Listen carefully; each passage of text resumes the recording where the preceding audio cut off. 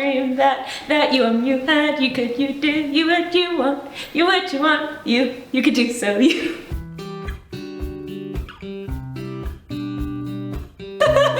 Welcome back to Curse Before Bros. I'm Randy. I'm Lauren. We are here talking about books again. Yeah, I'm on the other side of you today. It's very kooky. We're feeling weird. We're in a new space. Welcome back. Welcome back. Welcome back. What have you been up to? Well, we filmed the Six of Crows video like a week and a half ago. Approximately 1 minute ago. Yeah, so I'm still reading Priory and I'm still reading Legends and Logic. And you're still playing Persona 5. That's true.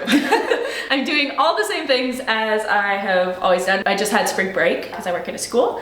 So I thought I was going to renovate my entire bathroom and I tore tiles down and then I was like, that was a lot of work. That's very relatable, deciding to do a project. I'm very much like, the moment I'm confronted with any amount of time, I'm like, let's paint a wall. Let's do it. Let's do it. Do you have any exciting updates? You finished some books between then and now. I also had spring break and I like forced myself to read a few. That sounds like I hate reading. No, I like reading, but I did kind of work myself through a few books. One that I really didn't enjoy, I read my first non-fic of the year. Ooh. You Are a Badass by Jen Sincero, and I did not like it. I was thinking, I'm like, man, for reading like Colleen Hoover books this year, it was the worst book that I've read this year. Wow. Yeah, and that's saying a lot. It makes sense when it's a non-fiction because it's one thing if you're reading Ugly Love and you're like, I do not like this, but it doesn't really have an impact on your life besides the fact that you went into it wanting some entertainment and you left being like, oh, this kind of sucked. Where like a non-fic, you're like, maybe I will take something useful out of this to apply to my life, and then they're like, you are the reason that you hate everything. Yeah, actually, and for that reason, I non-fics, I hold to a higher standard. I'm like, I actually don't think you should be allowed to write like a self-help book without like any qualifications. Oh yeah, to do that. The only non-fics I read are written by researchers. Like psychologists. Yeah. Or like, I don't know. You have to be an expert in this field and not just someone who's like, you should just like buy an album. Yeah, literally like hustle culture girls. Yeah. Like middle-aged women who think that they know something about something. Because they came from a place of privilege and they think that everybody then has that. I truly hated it, really. Yeah. So yeah, no, I finished a few other books as well, Dark Matter, and that's it, maybe. And then this one, yeah. Okay, so today we're talking about They Never Learn by Layne Fargo. It is 340 pages and it is a thriller set in like an academic style setting. Yeah. One of our perspectives is from our killer, so that's pretty exciting. She is a professor at Gorman University. Her name is Scarlett. She is a real feminist icon. She kills men who are predators. So. Slay!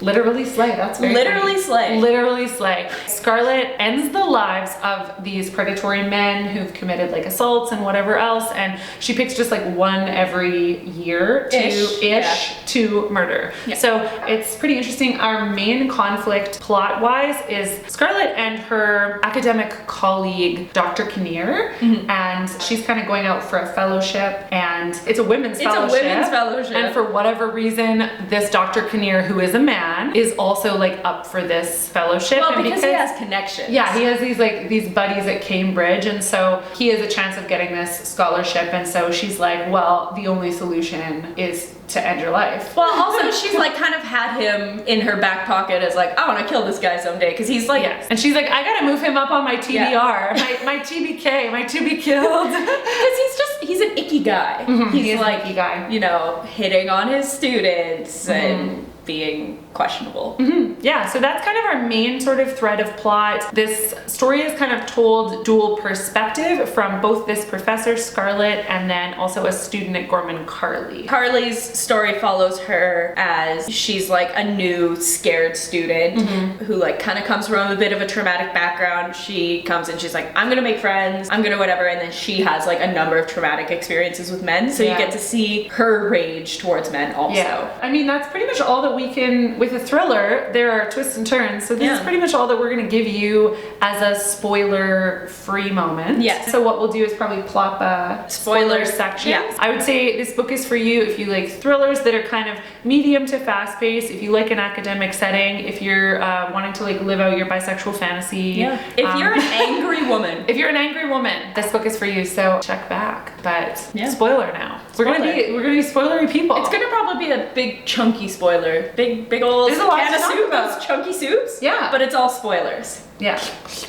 Chicken, corn, spoilers. Like a minus spoiler. Tasty. Good. All right. Spoiler and meatballs. If you're still here, you've maybe read this book. Let's talk about it. Yeah. The big impact twist. Yeah, I feel like the first big twist. I feel like there's kind of two twists, but one twist begets the other twist, and you're like, okay. Ooh, begets. Begotten. What is the second twist? I would say the big twist is that they're the same person, and then the second one is that Alex is Alex. Okay. I think it's like kind of a half twist. I also think Wes being her first murder was the second. Oh, yes. Okay. Because it feels like it's going to be, what is that guy's stupid B name? Bush? Bard? Bash. Yeah. It's short for Sebastian, right? Yeah, but we don't like it. So yeah, the first big twist is that it's not a dual POV, it's a dual timeline.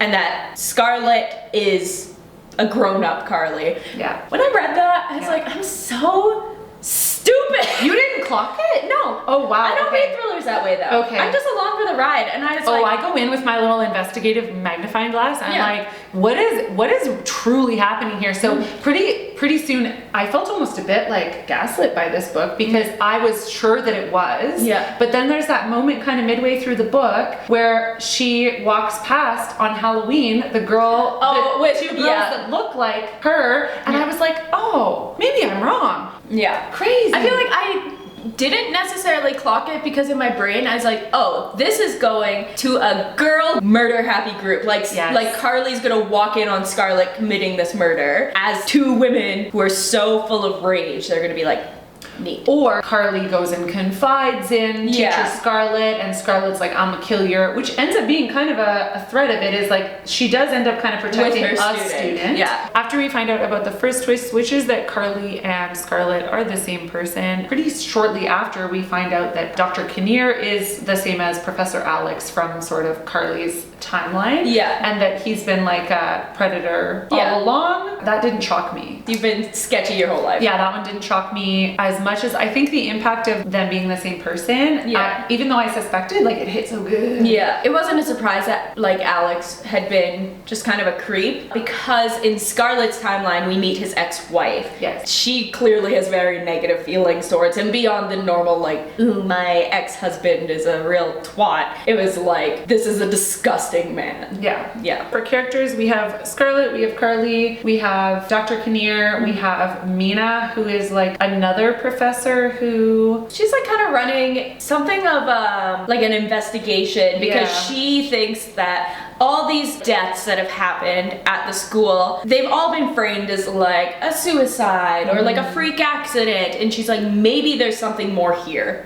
Like, this is very strange that there's so much death happening at our school and in our small town. So she kind of is like, okay, I'm gonna investigate this. She also happens to be Alex's ex-wife. So she's really intertwined in the story. And then we get a relationship with her and our main character, Scarlett. Yeah. They're all mixed up. There's not a good man in the book, except for maybe Drew Torres, which yes, Drew and Raphael. The only non-straight man. Yes. In the whole book. Yeah. And he's the only one that's not. That suck. couple are the only two people that like don't suck a lot in the whole book. Which like begs the question, obviously it's written from like a kind of a biased perspective. Like, does the author hate men? I don't know. There's a level of like confirmation bias, at least for the main character, in which like all of her experiences with men, all her like formative experiences had been so negative. So she had a really like emotionally abusive, terrible father.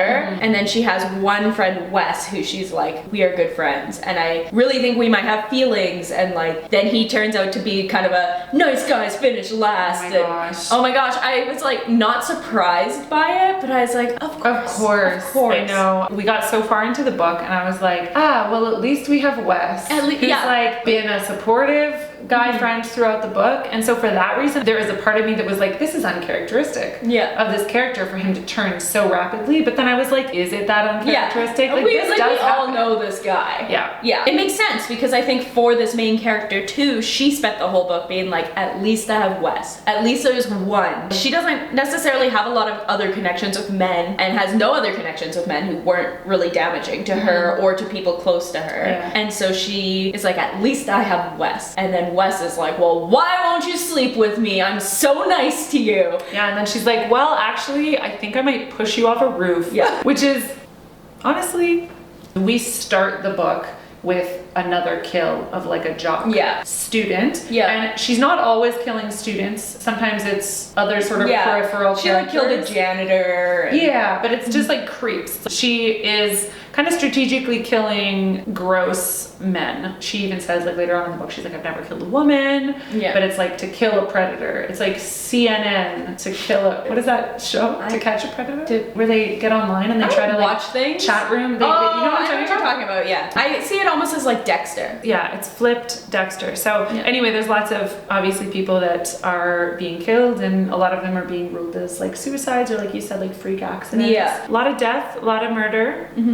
A lot of skeezy little men. Dudes. Skeezy dudes. I really enjoyed the aspect of this book that is like women coming together. Maybe not to murder. Great. You know, with Scarlett and Mina starting to have like a romantic situation, and then the student Michaela, at the end they do come together to murder, I guess. They murder Scarlett's assistant Jasper, who we haven't really talked about, but Scarlett has kind of this like hate hookup thing going on with her like student, which at points in the novel it begs a question of like, why is it okay for you, Scarlett, to hook up with your like graduate student but not for Kinnear to do it, right? You know, part of the argument is like the power dynamics are different between men and women, and like a bit nuanced in the conversation. Well, he's also a graduate student as compared to like, so he is like a consenting adult, but still, like I still think that the power dynamic is like off. But then he's still like creepy and terrible the whole time. So Jasper. Jasper. I hate that name. What about Jesper? Yeah, I can get on board with Jesper. But yeah, so the kind of crux of this book is the three women like coming together, and Jasper's kind of like hunting them down. I guess that is a twist, is that it's Jasper that's like being so gross with Michaela. I actually thought it might be Wes at that point in the book. I was like, I wonder if it's actually Wes that like creeped into Michaela's room and whatever. That would have hit really hard, but obviously like it wouldn't have timeline like doesn't line up, right? Throughout the book, Scarlett thinks that kind of like her star student Michaela is being hit on by this other gross professor at the school. And she's kind of like, I'd really like to kill you, but I'm really hoping to get this fellowship, so like, you know, pick your battles. And then she finds out at the end that it was Jasper, this guy who she has kind of at that point decided like, we need to break this off, this is not good. Her and Michaela and Mina end up killing Jasper in kind of like it wasn't like a premeditated situation, but it was like we're gonna now work together to cover this up and have a story. And, you know, the three women kind of live happily ever after. I would say that actually, the twist of it being Jasper was the most surprising for me. And that was my moment where I was like, wow, I'm an idiot. Because earlier on in the book, Jasper just he gets into our main character, Scarlett's house, like no problem. And I'm like, oh, it's because he has no boundaries. And then she'll be like, please leave. And he's like, no. It's creepy. he's a skis. Every man in this book, scummy. And I was like, we have Wes, but we didn't have Wes. We had nobody. The point of this book is that realistically everyone, because you see that Scarlett also, but there's something of this like control that men can have over women that is like so damaging, and how like women are kind of just like victim blamed the whole time and not taken seriously when they come forward with their concerns. That was a huge plot point with Carly and Allison. So I think it makes sense when you have a main character who all of her interactions with men have been so negative, and then people blame her. That part of the book where Allison is like finally convinced to go to the dean and have a conversation about what happened. She was abused by another character, Bash. And Allison is unconscious, and Carly walks in on an almost assault moment, which is still assault. Right. But she like catches it. Anyway, they take it to the dean, and the dean is like, well, oh my goodness. Well, they're right, so the dean is a woman, and they're like, thank God. Right. The dean is like, well, were you flirting with him? Well, not even that. Her initial thought is like, wow, how lucky that your friend, you should count yourself so lucky that it was such a close call. And it's like, no, it's like still a huge violation. Like, it's still assault. I didn't, because I'm just a wee baby, but I wanted to throw my book book across the room at that moment. I was so angry. Yeah. Because that type of thing happens. Yeah. So this book obviously has a billion trigger warnings. I would definitely say like a major theme is sexual assault and power dynamic and murder. Just murder. Obviously murder. It's a thriller, but yeah, it just like leaves you feeling like kind of icky. Throughout the book, you're just like, man, men do suck. Yeah. They really have the capacity to suck so hard. So, your general thoughts about the book, things that you liked and didn't like. I almost don't have fleshed out thoughts, which is so strange. Usually I have a lot of thoughts, and I finished this book probably a week ago now. I really enjoyed like the kind of fast pace. I enjoyed this kind of unique story. I feel like the twists were like good, and I didn't see them coming, but I was also like, is there more? Like a greedy little child being like, little sticky little hands. Give me more. Yeah, I don't know. I feel like there's points where I was like, I don't know if this paid off in the way I wanted it to or whatever, but overall I'd say I enjoyed it a fair bit. I would say too, for that reason, I feel like for me it was a 4-star. For you, yeah, I gave it a 4 on my Instagram. I think I gave it a 3.75 on Storygraph. I think in the same way that you kind of said, I feel like it just maybe didn't pay off quite as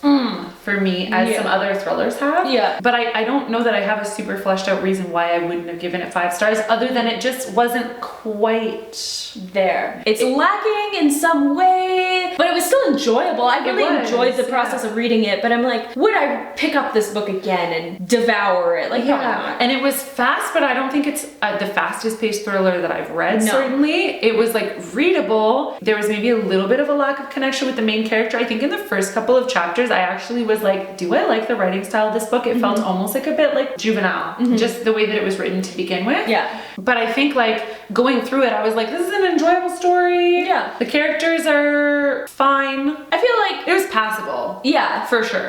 Like I said, I enjoyed the process of reading it, but yeah, I feel like at the end of the day, I was kind of like, this was a fun book. The same way that I watch many movies. I'm like, that was fun. I probably won't ever watch it again. I might think about this book and like the concept of it and be like, wow, very cool concept. And I think maybe if it was like, I don't even want to say if it was written by someone else, because at no point was I like, oh, I didn't like this writing. Actually, I have a question. Please, yeah. This. It's first person. That's why it's not a 5-star. I don't like first person. Yeah, so that wouldn't have stopped me from giving it 5 stars because I like a first person book. But yeah, I can't really put my finger on it either. I feel like maybe if I had to character driven think about like why I might have docked marks from this book, her only motivation is vengeance against men. So to me, her character felt a little one-dimensional. That's fair. Because it's like just literally like pointed in the direction of like murdering predators, and that's my whole there's like personality. In a book like this, I would draw huge parallels, especially with the most recent season of You on Netflix,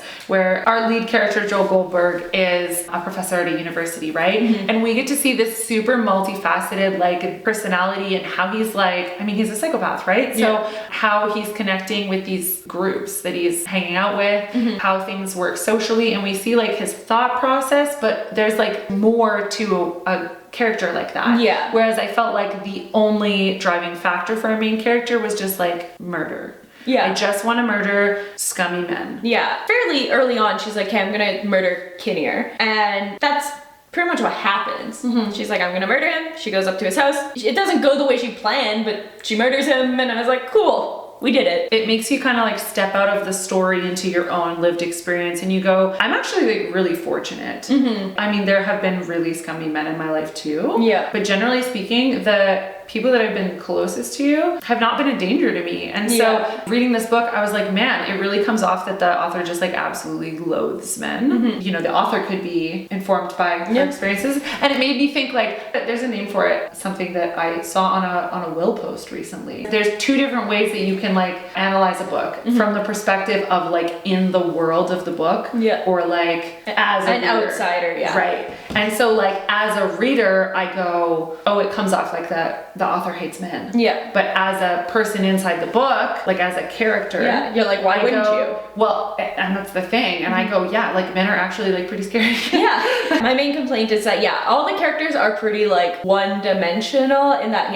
her thing is just like, I'm gonna murder these men. The men are like, I'm gonna assault women. And like, that's everybody's kind of personality. Michaela is like a victim, but doesn't have really any other sort of qualities. I mean, other than they're like, she's a good student and she's like so bright and smart, but it's like, you don't get any of her perspective. Yeah, you don't really see that. Mina's kind of like a boss babe. Yeah. A successful woman in her like sharp blazers and like whatever. Like you said, like the men are just like literally predators. Yeah. that is like the it's only trait. It is true that there are people who are predators, but I think this book could have really hit hard too with the like look at Scarlett's kind of relationship with Jasper a bit more in depth. It could have given her more depth to like really challenge that and be like, you're kind of doing that sketchy thing too. Yes. And like it tries, and I just feel like it didn't go as far as I wanted that to go. It's still an enjoyable read. Yes. But yes, I would say there are places where it missed the mark. Yeah. Did you have any quotes you really liked? Yeah, my favorite quote was, "His face darkens with a mixture of embarrassment and anger, perhaps the most dangerous combination of emotions in a man." That was my favorite quote. I really like the quote that says, "I'm not an object or an obstacle to him anymore. I'm his goddamn ruination." Oh, I love that. Yeah. A little shivers. I got a little shiver. It's so tasty. What song did you choose? I chose "I'm Not a Woman, I'm a God" by Halsey. Oh, okay. So the lyrics are, "A couple bodies in the garden where the grass grows. I take them with me to the grave in a suitcase. Maybe I could be a different human in a new place. I'm not a woman, I'm a God. I'm not a martyr, I'm a problem. I'm not a legend, I'm a fraud. Keep your heart, I've already got one." Oh, that's really good. This is my 3-body problem moment. I chose a joke song this time because I tried to choose a serious song. I guess I should say I normally finish the books so late, and I actually finished it like quite a bit earlier this week. So I had time to kind of ruminate on what song I wanted to choose. And the only song that has been in my head and thinking about this book at all is Man Eater by Nelly Furtado. I was like, I'm gonna choose a serious song too, and I'm gonna be so damn poetic like Randy. I'm gonna be like so poetic. No. Make them work hard. Make them sweat hard? I don't know. Yeah, what are you gonna read next? I'm gonna finish Priory. I'm at 75% of the way through. So I'm hoping in the next couple days, because it's kind of at the point now where it's zooming, I'll probably finish up Legends and Lattes right around the same time. And are you liking it? I'm like maybe a third of the way through. Oh, so early like still not a whole lot is happening. They have a cafe. It's not super the whole plot-driven book is, anyway. It's like very like cozy and just like, it's just vibey. There's a level of me struggling with it, and I think because I took it as a juxtaposition to like Priory, which is so full of stuff happening all of the time, that to then pull out and be like, oh, I need a break from this, I'm gonna read a book where nothing's happening, it's like too big of a gap. And so I like pick it up and I'm like, wow, we made a cup of coffee. Cool. I am currently reading Tress of the Emerald Sea by Brandon Sanderson. My first Brandon Sanderson book. I know, very exciting. I actually went to chapters yesterday. They had almost nothing on my list. I was so bummed. I've been on a book buying ban, and it's finally April, and I was like, I'm gonna go buy some books. But Indigo done got hacked, and now they have nothing on their shelves. Literally, like about half the stock. But yeah, I can't have a plan. That's fair. I can't have a plan. I start to have a plan and I go somewhere else. Yeah. Every time. Thank you guys for watching. If you guys have any thriller recs, we both quite enjoy thrillers, especially Lauren, I would say. Yeah. We love a thriller. We love an unhinged female lead. And honestly, I love a unreliable narrator. Subscribe. Like. Don't be a predator. Yeah. Don't assault people. Don't assault anyone. I will yell at you sternly. Don't be a predator. Don't be a predator. Don't be a predator. Don't be gross. Subscribe to our channel instead. Cherish a woman. Love them tenderly. Yeah. By liking, commenting, and subscribing. We're Girls Before Bros. We'll see you again. Yeah. Bye, guys. So soon. Bye. We love you.